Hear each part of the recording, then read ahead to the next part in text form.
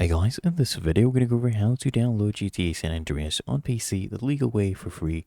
And the most straightforward way is to come here to rockstargames.com and then you click here on games and you can go ahead and click on view all and look for GTA San Andreas right here. You scroll down a little bit, should be around here. There you go, you click on it and then you click on this buy now. Usually, since we have the trilogy here, you can use, if you have a GTA Plus account, it is included for free, or let me show you this.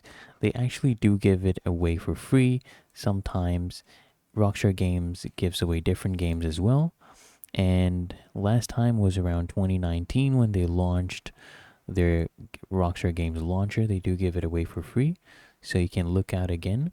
They usually have periods where they give games away for free. That recently even gave out GTA 5 for free. You just have to claim it.